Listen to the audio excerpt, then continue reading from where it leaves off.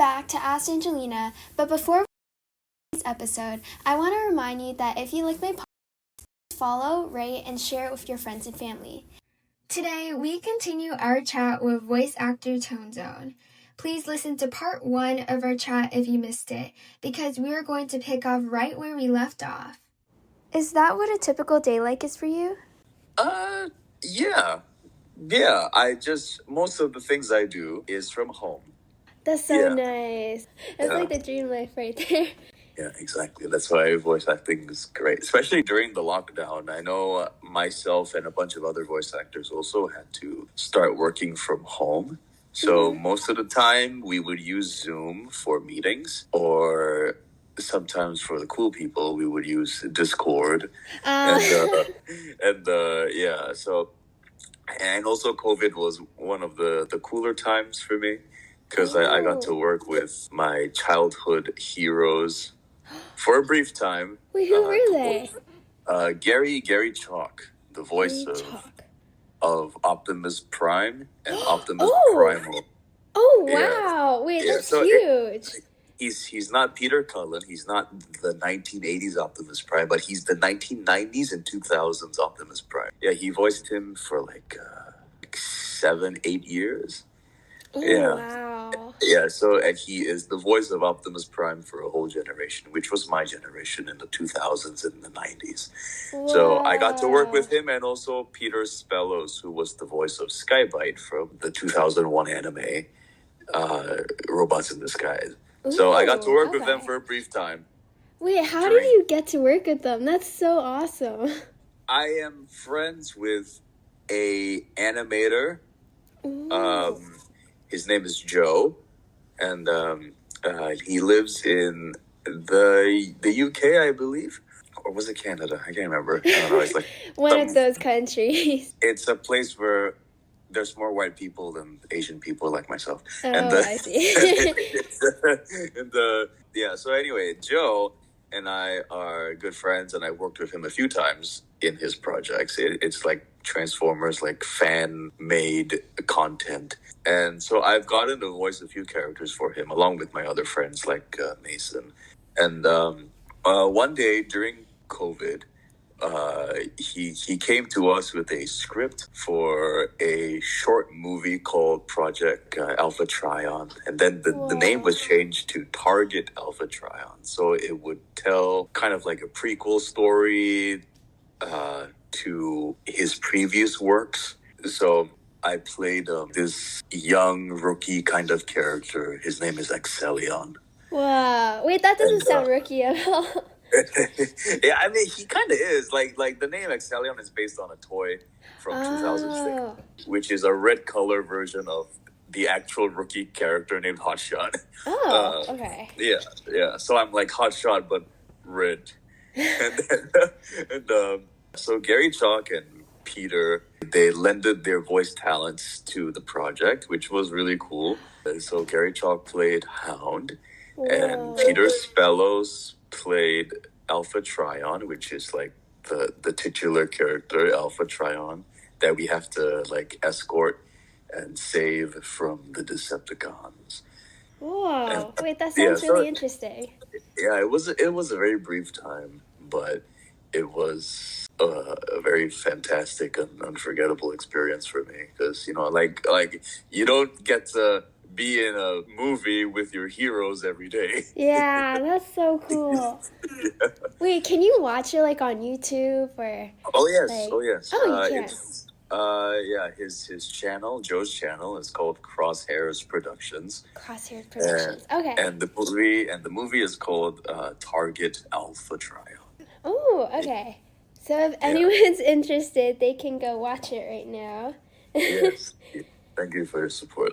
Yeah. Sometimes I think about if I could choose between content creation or working in a corporate job. Sometimes I feel like working at a corporate job is easier.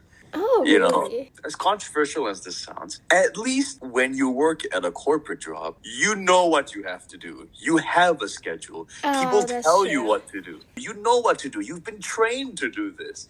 And you have a set number of hours, okay? It's like 9 to 5. most of the time. Yeah. And so over time, maybe you have the training. People are there to help you. People are there to guide you. People are there to tell you what to do.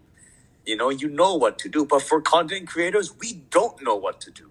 We don't know what works. We don't know what's going to be popular. We don't know what's going to flop. We don't have a 9 to 5. Our job is 24/7. We have to write the scripts. We have to edit. We have to shoot. We have to record. And we have to write the captions. We have to upload. We have to check analytics. We have to do that's a research. lot. Yeah, we have to do research for content. We have to get things to make the content. And then we have to think about what we want to make the content. So everything is up to the creator. Yeah. So I don't have anyone telling me what to do. I don't know what to do. I have to figure this all on my own every single day. And every single day is a challenge for me. Yeah, that's tough. So, but it's fun. I'm not saying that I would change to a corporate job. I never want to be in a corporate job. Oh my God. But it is a challenge in that way. Yeah. But I will certainly say this is a lot more fun to do than a corporate job. But the only thing I envy about regular jobs is that people are there to tell you what to do. And everything's like fixed for you. And exactly. Everything's fixed. And the cool thing about a corporate job is you have a monthly salary that is fixed. But I don't. So I have to constantly find gigs, or people find me, or I get promotions or collaborative opportunities from companies, or people reach out to me for work, or I reach out to people for work, and that's been working out so far. But sometimes when I see like a really expensive transformer or something, I'm like, wow, I wish I had a monthly salary that I could have. But you could always save for it, or like pay your way. You say that. I could save for it, but there's so many things to buy. Oh, that's true. Yeah. I am digging myself into a grave, a financial grave, but I'll be okay. The reality of the situation is I humble myself by reminding myself I am a grown man playing with toys, and I get paid for it, kind of. And, that's pretty cool, though. And people love me for playing with toys. But at least, like, you also, like, produce your videos, and you're able to voice act. That's pretty cool. Yeah, so it's a platform for me to build up my portfolio and my talent, and to kind of sharpen my set of tools which I have in the back of my head. So photography, video editing, voice acting, and photo editing. So all these kinds of things, and of course on top of all of that, this all encompasses the skill of content creation, which is a lot harder than people think it is. You know? And I really felt that, because voice acting is, you have to act, but all the people can hear is your voice. You can't, you cannot convey the emotion using your face or your body, because they won't be able to see that. You have to channel everything through just your voice. Yeah. And you have to be able to convey the emotion just from the sound of your voice. And you have to repeat the same line again and again and again and again and again and again and again. And you have to say the same line in different ways, many times. Yeah. Wow. And you have to just sit there in the booth for hours and hours and hours, and it gets very tiring, and your voice starts to dry up, and you get choked up, your voice box goes out, and you can't maintain the voice or the impression, because I can't just like hold a voice for hours on end, it's very hard. And sometimes there's this thing which happens. The voice of Optimus Prime and Megatron, Peter Cullen and Frank Welker from the 80s. There's this phenomenon called blood throat. Which happens to voice actors sometimes when they go for long hours nonstop, which has happened to me before. Yeah. They go for hours and hours recording and screaming and yelling and doing all the weird voices, or you got like really really guttural and really really straining your voice for hours, doing like like I can't talk like this for hours and hours, and like it really hurts the voice. Imagine doing that for 8 hours straight. Like it strains your voice so much that you start coughing blood. Oh. You know, and it happens. Sometimes after a session, I go to the bathroom and, you know, like I have to cough out some blood. And that happens to a lot of voice actors, you know, and it's tough. And you got to drink a lot of water. You got to make tea to kind of heal your throat. And so it's like every instrument, you have to maintain it. You have to clean it. You have to take care of it. And sometimes I have to take a break. I have to spend 1 or 2 days just not talking at all, just so that my voice can heal, you know. And I get sore throats very often, and when I get sore throat, I probably get a fever as well. So no. Has a fan recognized you or asked for an autograph or picture? A lot of times, actually. Oh, really? They just recognize you from your voice and then say like, "Oh, I want a picture." Well, I mean, people can recognize my face as well because I post my face on Instagram. Oh, that's true. Yeah. So, I suppose the reason why this happens so often is because Singapore is such a small country.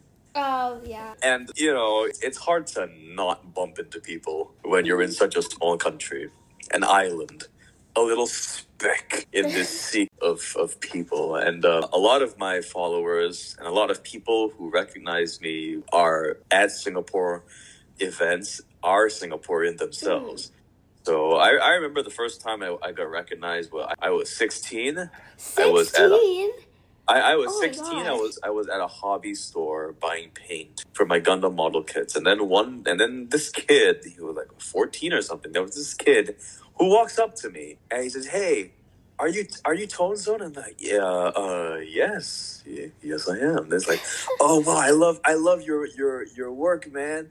I love your model kits. You do it so." I'm like, "Oh, thank you." I was so weirded out by this. This was my first time. I was so weirded out by this, and he's like, "Oh, can I have a picture with you? I want to show my friends." I'm like, "Oh, okay, sure." Okay. It was so awkward, but I was very flattered. I was very shocked to think that people look up to me that much. And then, you know, whenever I would go to conventions, people would recognize me. Whenever I would go to a Transformers shop, sometimes people would recognize me. There was one time I even got recognized at Toys R Us. Like last year, I was at Toys R Us looking at Transformers, you know, just looking at the boxes. Yeah. And then all of a sudden, there was this guy standing next to me looking at the boxes as well. And he was with his girlfriend, I assume. And all of a sudden, I noticed he's like shaking a little bit. and like darting between the box and him, and like my eyes are shifting. Like I'm giving him the side eye, okay? I'm like side eyeing this guy. He's like shaking, and I see him like slowly like sidestepping towards me, and I'm like, oh, right, okay, here we go. All right, and then he's like, and he's like shaking. His voice is shaking. It's like, excuse me, are you ToneZone? I was like, yes, I am. Good to meet you, buddy. And he's like, oh, it's so nice to meet you. Then he's like, are you here for the Transformers too? Like it's a really weird question. Because we are standing in front of the Transformers aisle. Like, of course I'm here for the Transformers, but I guess he was nervous, so he didn't know what to do. Yeah. Then you know, so I spoke to him for a little bit. And then I'm looking behind him, and his girlfriend doesn't know what the hell's going on. This is a random guy here. Yeah. So his girlfriend's staring at him and me like, who is this guy? So me and him were chatting. Then he went off. Then, you know, it was nice to meet him, but yeah. So I get recognized a lot, especially at conventions, because there's like a lot of Transformers fans at the conventions. Yeah. A lot of Gundam fans at the conventions.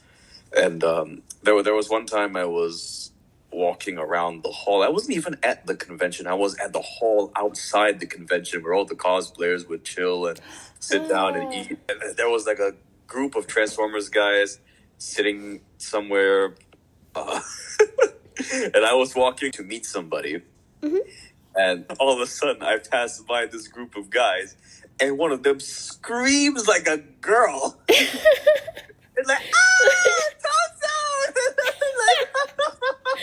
Wait, what? and then he runs. So it's like this big guy. He's a big guy. And then he is running full speed at me. And I'm like, oh my goodness. Wait, that's so funny. Is it because of your voice, or like he just recognized you and just like zoomed towards you? I think it's I can recognize how I looked, because I have a my style is very distinct to most Singaporeans. Most Singaporean guys have short hair. Oh yeah. Short, like the typical Asian cut. Yeah. But I have long, flowy hair. I have a mane on the back of my head. It's like a kind of a mullet, kind of not. It's like half. Right? Yeah. It's a very 80s style. It's a very old school style of hair. So it's not hard to pick me out from the crowd. So and also the way I dress is different to most. Most Singaporeans, especially being in a Pacific island like Singapore, is very hot. So most people would just wear a t-shirt and shorts. Yeah. Like most guys just wear a t-shirt and shorts, but there I am, flower pattern shirt, floral pattern, cool button-up shirts, nice pants, belt bottoms, sling bag, necklace, bangles, rings, earrings, and like boom. There you are. Yeah, boom, baby. And so it's very easy to pick me out from a crowd of other guys. So this guy screams like a girl, but then there's this big tank of a man running towards me. I was a little scared, but he was a very nice guy. I took a photo with him, chat with him for a little bit. Then his friends started to come over and talk to me as well. So it was that's nice. That's yeah. nice. So I'm more used to getting recognized on the street now, but it's still always weird. It's still always jarring for me to realize that there are people out there which aren't my friends, who aren't my family, but still recognize me and still like know who I am. Yeah. How did you feel when your content started getting a lot of attention? Did your content change, or was it just one post or another type of content that really allowed your audience to grow? Sorry, long question. I don't know. My audience has always grown organically and more or less in a steady progression. Like it has been growing since I was like 15. Whoa. Because I started my Instagram when I was 14. I didn't have any social media until I was like 14. Like most people already had Facebook and Instagram when they were like 11, 12, but I didn't. Oh my gosh. I didn't hop on social media at all. The only thing I had was YouTube, just so I could watch videos.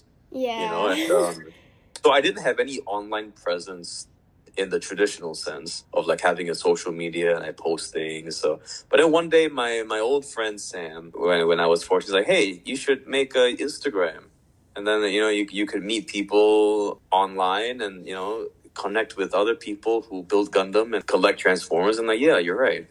And then, so I made Instagram.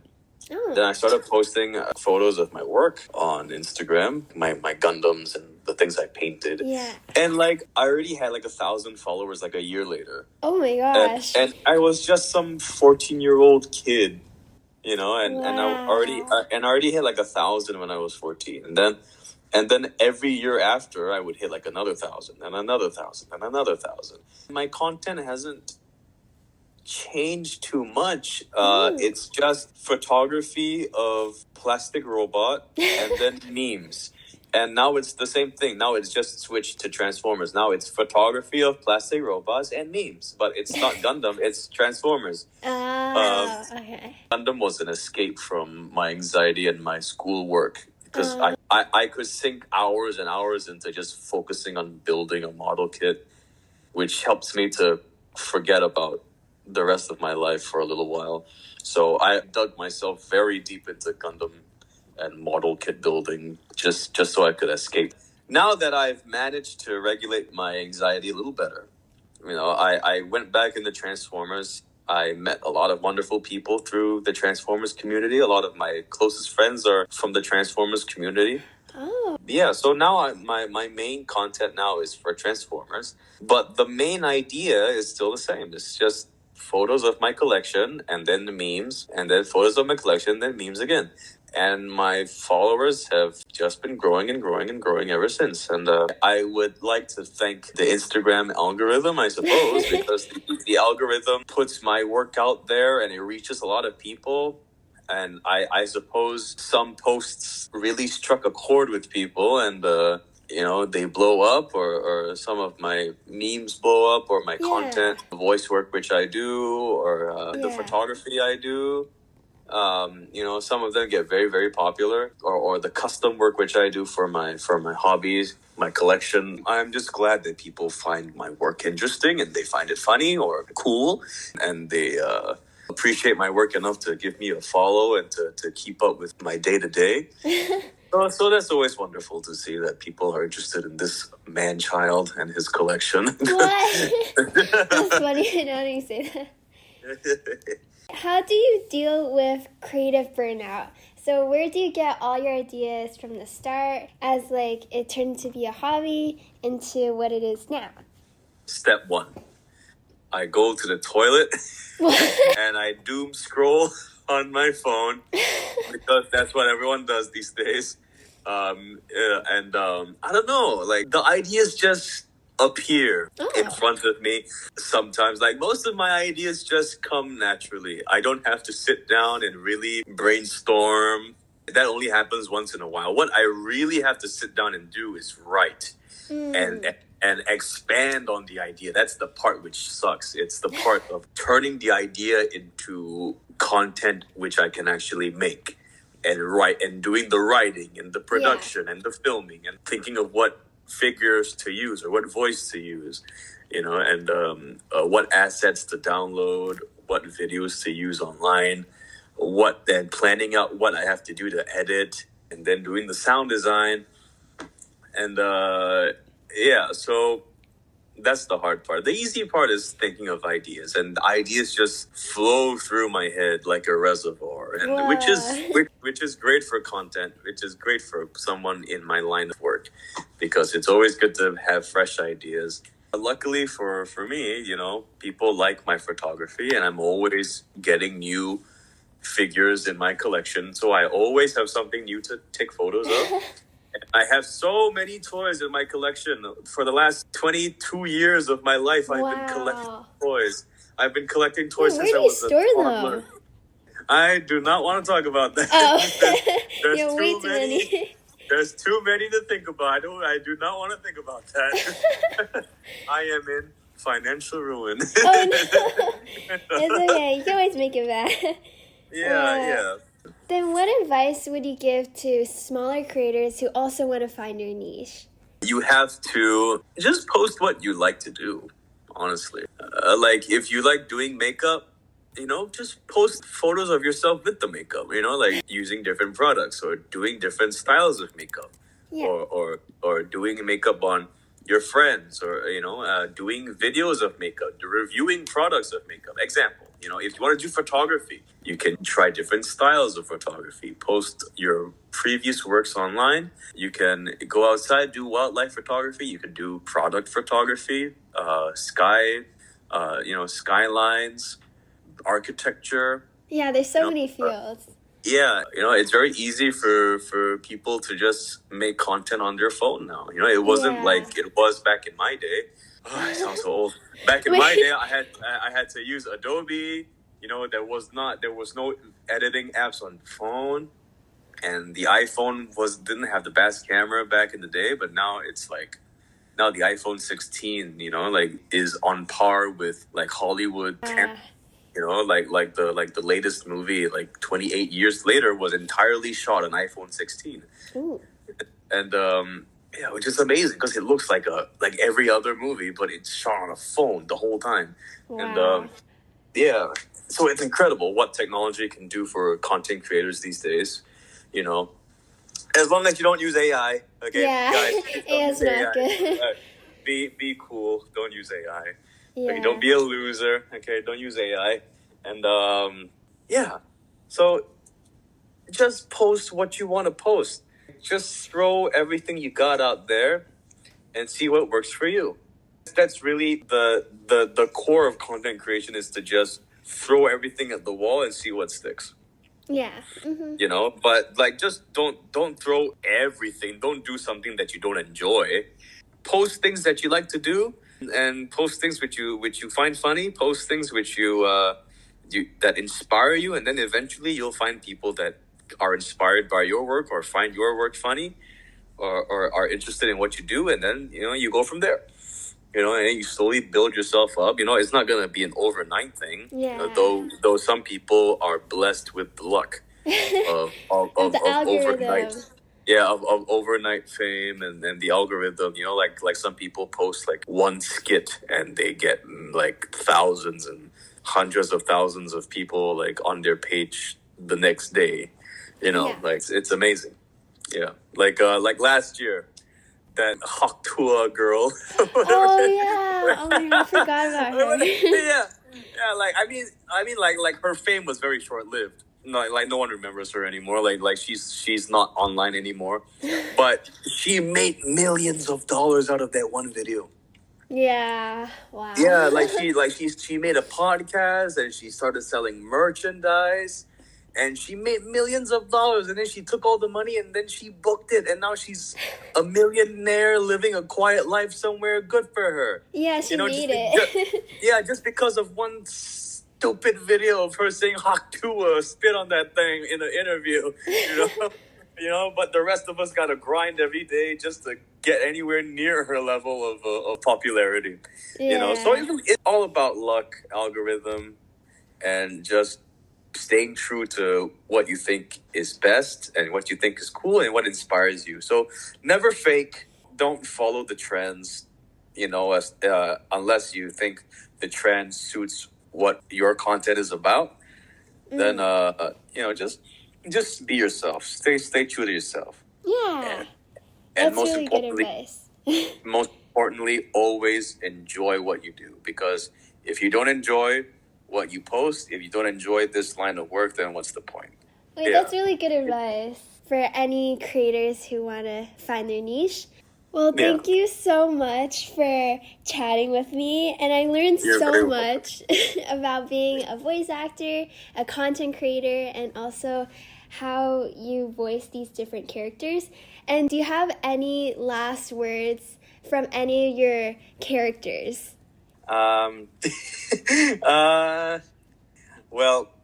I just want to say thank you for putting me here on this podcast and for asking all these amazing questions. Oh, thank you. I don't know. I'll just let Starscream say something. I don't know.